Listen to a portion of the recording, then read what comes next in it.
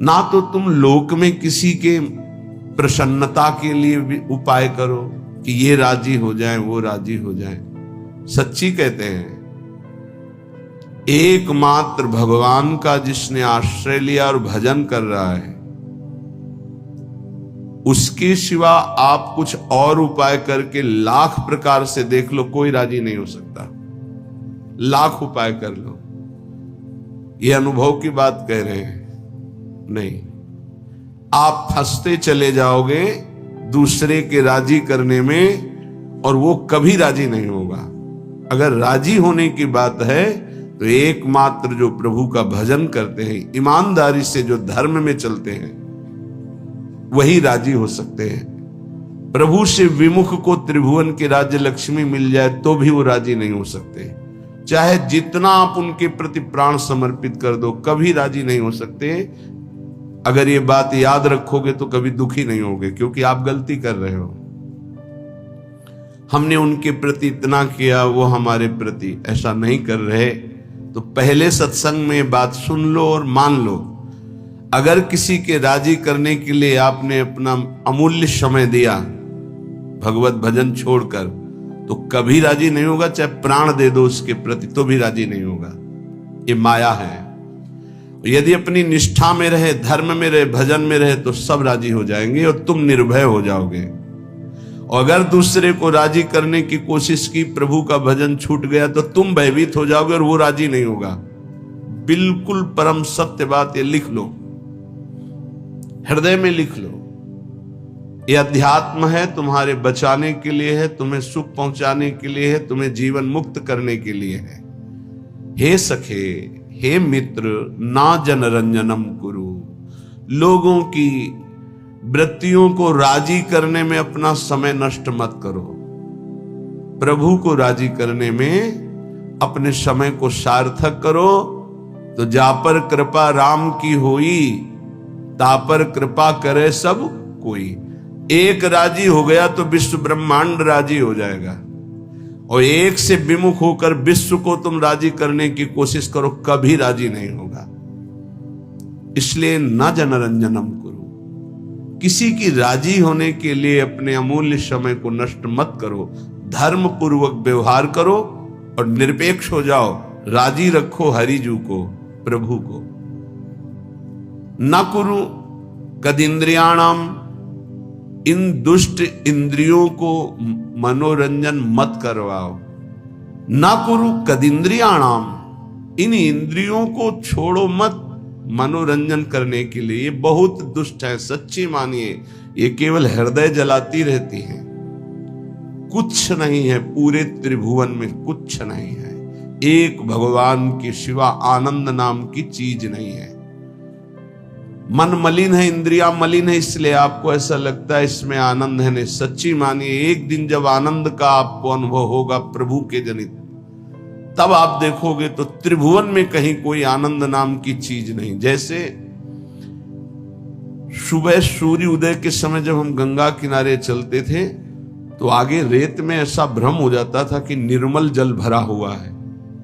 मरुभूमि में रेत में ऐसा लगता था निर्मल जल भरा हुआ है।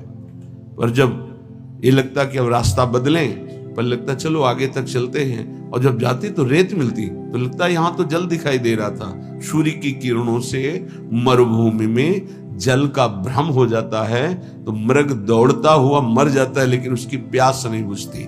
ऐसे ही मेरी इंद्रियां, मेरा मन इन दिखाई देने वाले सुखों में महान दुख है, ये जान नहीं पाती, और इनके भोगने में पूरा जीवन नष्ट कर देती। मनोरंजन, केवल मनोरंजन।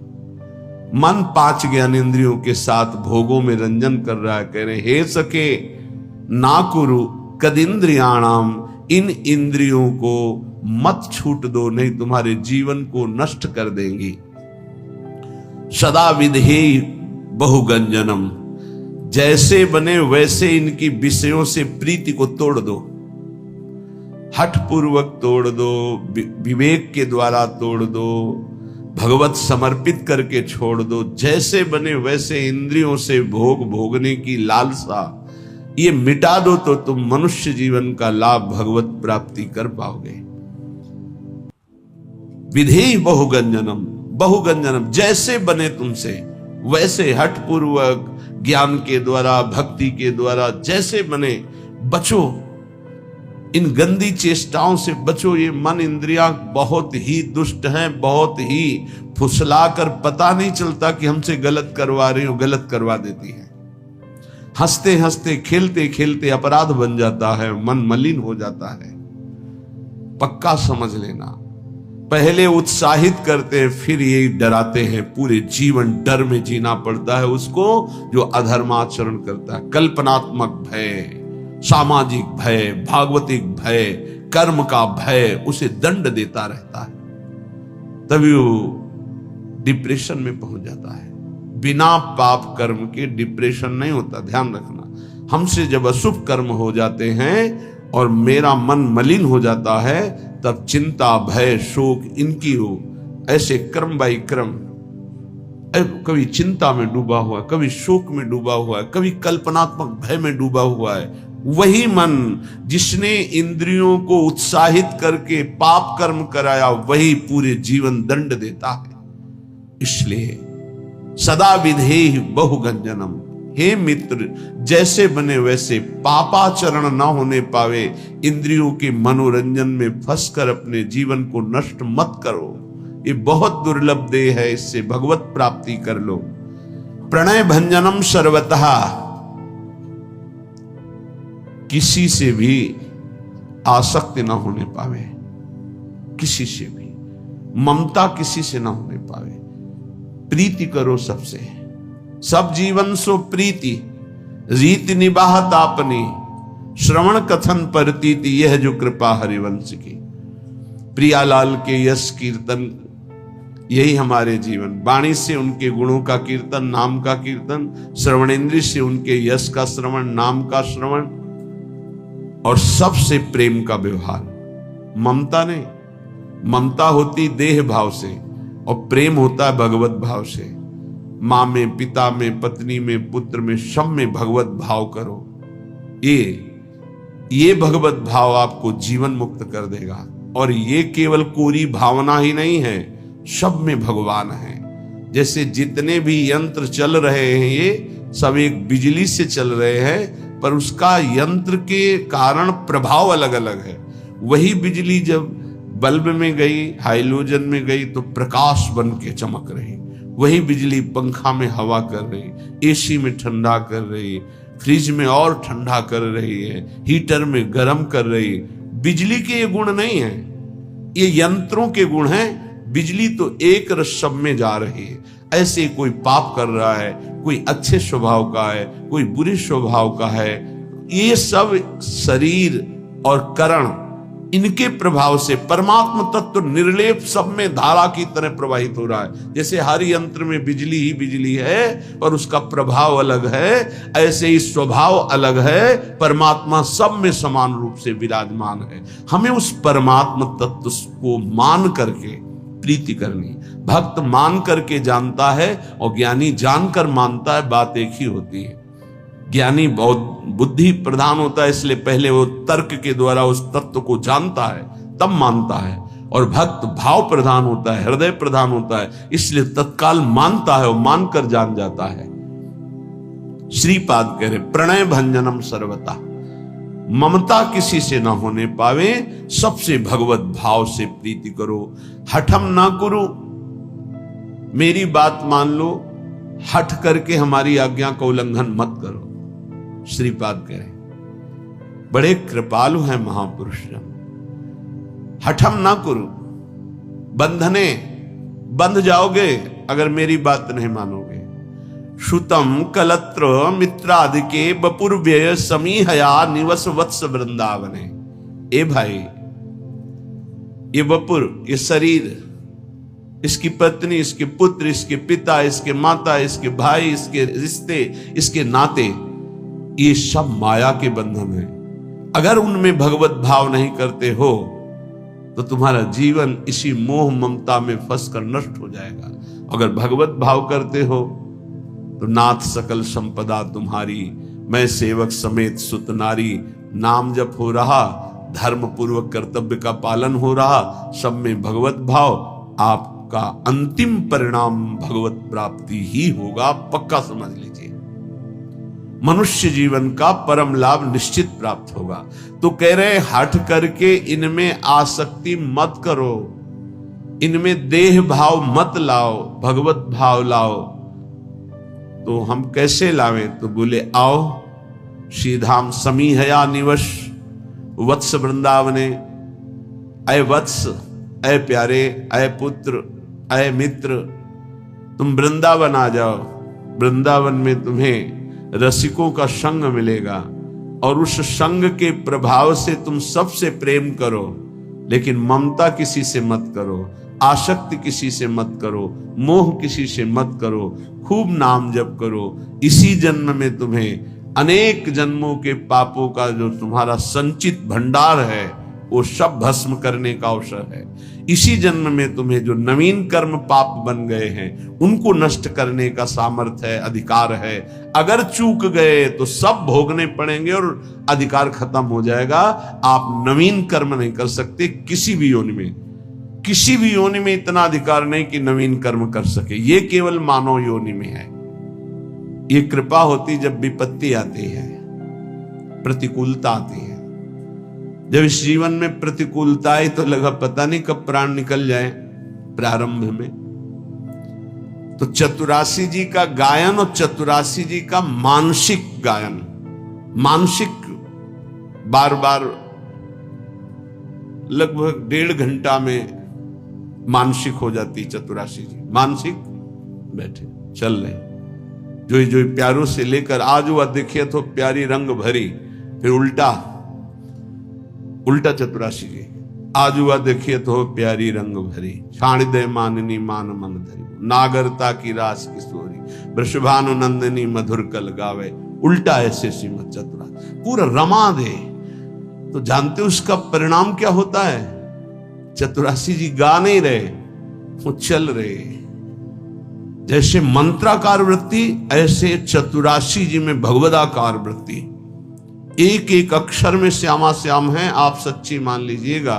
सेवक जी महाराज देख रहे हैं, बड़े बड़े रसिक महापुरुष देख रहे हैं, कह रहे हैं श्याम श्यामा प्रगट प्रगट अक्षर निकट प्रगट रस स्रवत अति मधुर बानी, सोज बानी रसिक नित्य निस दिन रटत कहत और सुनत रस रीति जानी, ताहि तजी और गाँव कबहू न कछु प्राण रमि रही हरिवंश बानी। आप देखिएगा निहाल हो जाएंगे।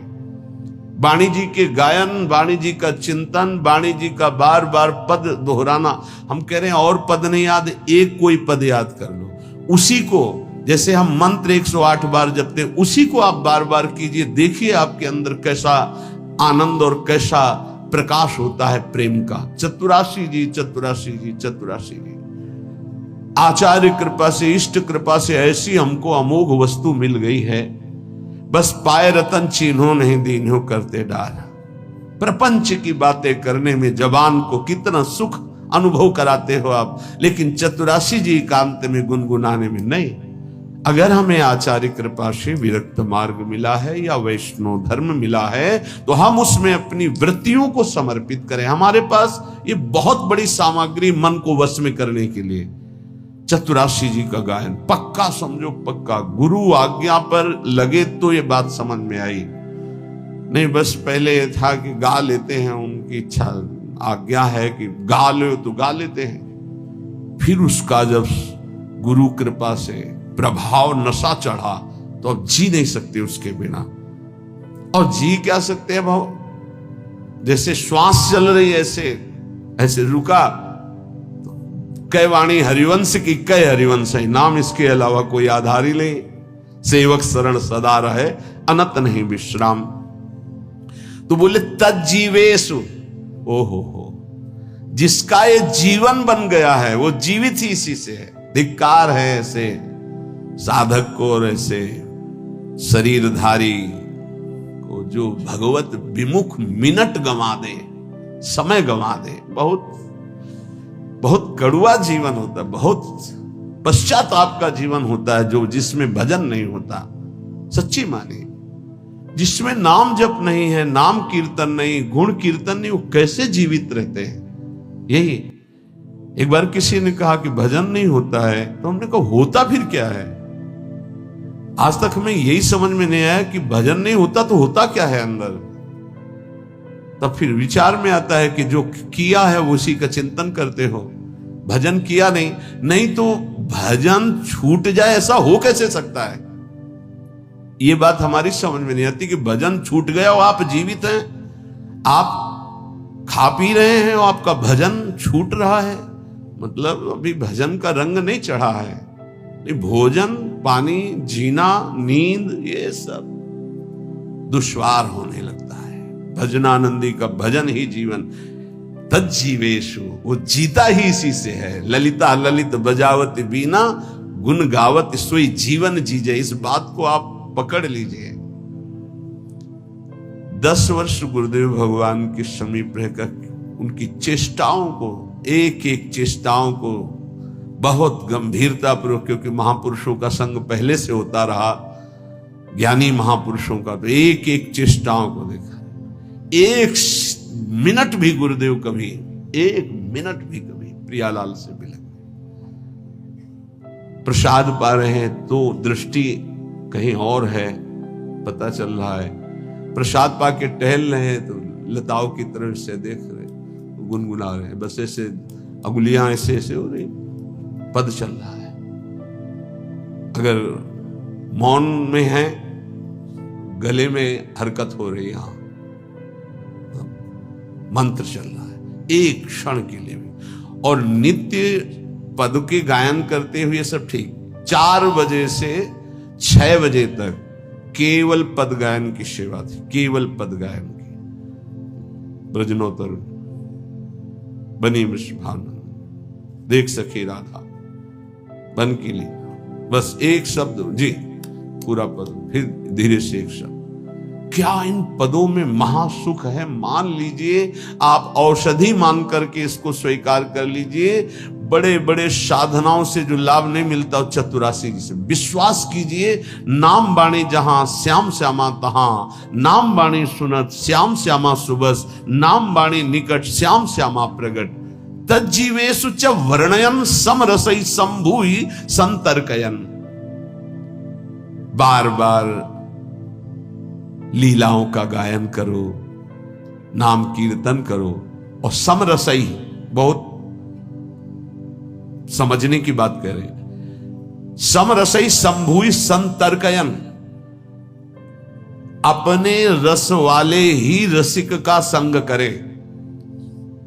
समरसई संभूय संतर्कयन, तर्क का त्याग करके अपने ही रस के रसिक का संग करें। और सब संतों की हम सेवा करेंगे, सब संतों को प्रणाम करेंगे, सब संतों के भाई वचन निकल रहे हैं सुनेंगे, लेकिन अंदर से हम मानेंगे और उस पर आचरण उतारेंगे तो अपने रसिक गुरुदेव के वचन। सम रसई इष्ट मिले और मन मिले, मिले भजन रस रीति। ये बहुत पकड़ने की बात है। आगे कह रहे संतर्कयन। काचे धर्मी प्रकरण में श्री सेवक जी महाराज कह रहे हैं कि जो कच्चे हैं, अभी पके नहीं हैं, जिनमें कचाई है, वो कैसे होते हैं? बोले श्री हरिवंश धर्मिन के संग, आगे ही आगे जो रीति बखानत, आपने जान कहें जो मिले मन उत्तर, फेर चवगुण ठानत। जाके बैठ। अब वो रसिक महापुरुष कृपा करके कुछ बोलना चाहते तो आगे ही आगे, श्री हरिवंश धर्मिन के संग, आगे ही आगे जो रीति ऐसे से ऐसा ऐसे से, और वो फिर चुप। वो कृपा करके आपको अमृत देने जा रहे थे, आप बीच में तर्क करके आपने उस अमृत की धारा को रोक दिया। तुम्हारा दुर्भाग्य। बोले कच्चे होते हैं, ये पक्के रसिक नहीं है, कच्चे रसिक हैं। क्या वो एक शब्द बोले या 4 शब्द बोल दिए, ये दिखाने के लिए कि हम बहुत विद्वान हैं, आप जो बोलना चाहते हैं उससे आगे भी हमको ज्ञान है। लेकिन आपको ये पता नहीं कि आपको केवल शब्दों का ज्ञान है, वो शब्दों में डूबकर उसका साक्षात्कार किए हुए हैं। उनको बोलने दो, वो जब शब्द बोलेंगे तो तुम्हारे हृदय में साक्षात्कार करने की योग्यता आ जाएगी। चुप रहो। लेकिन वो देहाभिमानी, वो कच्चाई उसको चैन से नहीं बैठने देती, वो आगे ही आगे फर्राटे भरने लगते हैं, ऐसे से ऐसा, ऐसे वो शांत हो जाता। घाटा हो गया हमारा। सेवक जी कहते हैं वैसे तो बड़े अनन्यता की बात करेंगे, और बैठत जाए भी धर्मिन में तब बात धर्म किए को नानत, काचे धर्मिन के सुनो छंद, धर्मी धर्म मरम न जानत। थोड़े से लाभ के लिए दूसरों की सभा में बैठ करके, थोड़े सी सम्मान के लिए अपने इष्ट से अलग दूसरे का खान पान तो कीजिए रसिक मंडली माय, जिनके और उपासना तहां उचित ध्रुनाए। बैठत जाए भी धर्मिन में तब बात धर्म की एको न मानत। ये हमने देखा कि जो बौद्धिक और तार्किक प्रकृति के लोग होते हैं, फलाकांक्षी होते हैं, उनको सुधारना बहुत कठिन है। और जो बच्चा होते सहज सरल आकर के ना, उनको बहुत जल्दी उन्नति हो जाती है। तो ये ऐसे काचे धर्मी जन होते हैं कि वैष्णव तो बन जाते हैं और अपने को अनन्य कहते, पर बैठत जाए भी धर्मिन में तब बात धर्म की एको न आनत। अब कहां गया तुम्हारा अनन्य धर्म, कहां गया तुम्हारा भाव? ये कच्चापन छोड़ दो तो प्रिया प्रीतम तुम्हारे हृदय में हरिवंश प्रताप से उदय हो जाएंगे। ये हरिवंश धर्म के सिद्धांत का वर्णन करने वाले श्री सेवक जी महाराज कह रहे हैं, तो बातनी जूठनी खानी काहे मुख देत प्रसाद अनूठो ही छाड़त, ग्रंथ प्रमाणी के जो समुझाइए तो तब क्रोध रार फिर मानत। हमारे माई श्यामा जी को राज, ठीक है, बोले, तिलक भी लगा है, कंठी भी है। ये प्रत्यक्ष की बात करें। रात्रि के शयन के बाद टिकिया का प्रसाद इतनी छोटी छोटी, कभी मिला होगा आप लोगों को, देखा होगा प्रसाद श्री जी के शयन भोग का बाद में बढ़ता है, छोटी छोटी टिकिया, ऐसे बड़ा सौभाग्य होता है। तो 4-5 हमें दे दी, वैसे एक एक ही बांटते, पर प्रभु की लीला 4-5 देते। अब हमारे अंदर आया कि इसे बांट के पाना चाहिए। तो श्री जी के शयन के बाद महाप्रभु के मंदिर में जाकर प्रणाम करके जे तो एक वैष्णव प्रसाद ऐसे, आज तो व्रत था, तुरंत उसे उठाया। हमका कौन सा व्रत था? प्रसाद में किसी व्रत का खंडन होता है क्या? बोले नहीं, है तो अन्न। तुमका आज प्रसाद नहीं है, अन्न है, तो कल प्रसाद कैसे हो जाएगा? ये बहुत हृदय में जलन हुई और नियम लिया, आज के बाद बिना मांगे किसी को प्रसाद नहीं देंगे। अगर कोई मांगेगा भी तो अधिकार देख कर देंगे, नहीं तो नहीं देंगे प्रसाद हम ऐसे किसी को। तो बोले बातनी जूठन खान कहे मुख देत प्रसाद अनूठो ही छाणत। वैसे तो बहुत बातें बुलाएंगे, लेकिन गुरुजनों की, रसिकों की जूठन की अनन्यता नहीं है, श्री जी की जूठन की अनन्यता नहीं। ये देखो वृंदावन प्रेम रस है,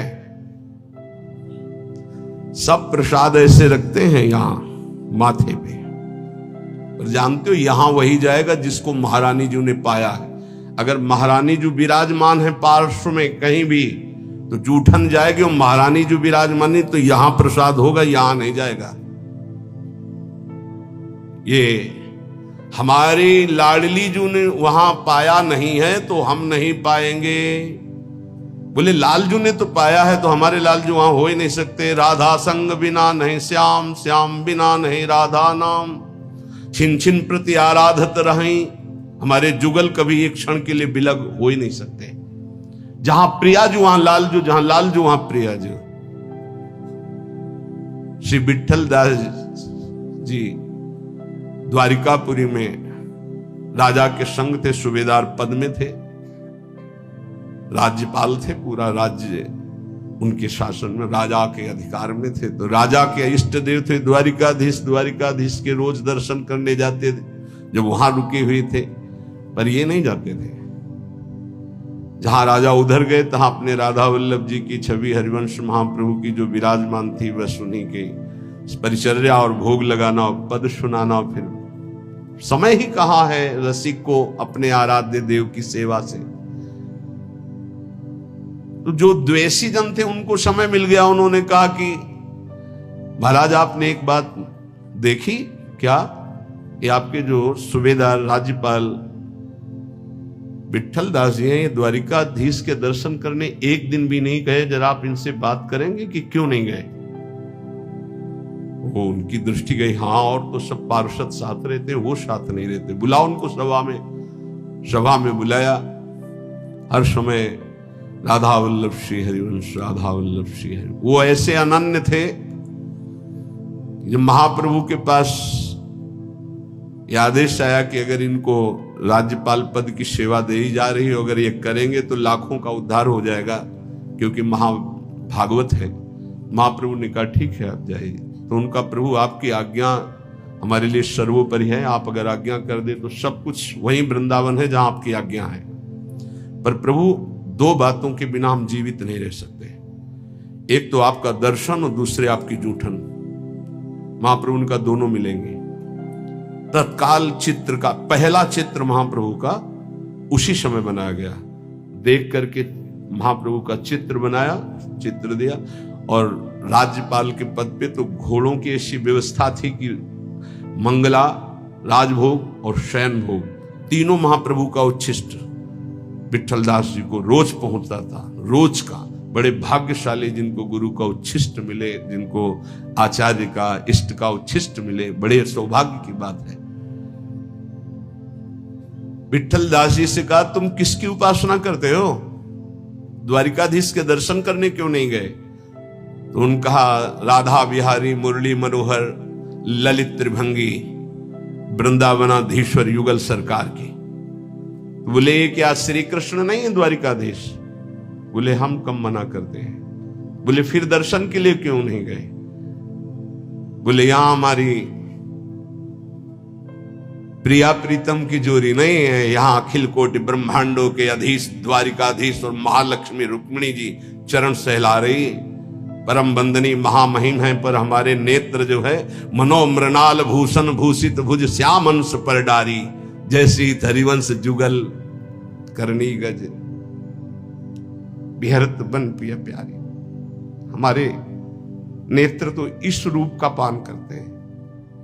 अब राजमद तो होता ही है, तो फिर मैं कह रहा हूं क्या ये प्रभु नहीं है। तो बोले फिर कह रहा हूं प्रभु हैं, पर मेरे नेत्रों को इनकी प्यास नहीं, मेरे नेत्रों की प्यास तो ललित त्रिभंगी मुरली मनोहर राधा बिहारी।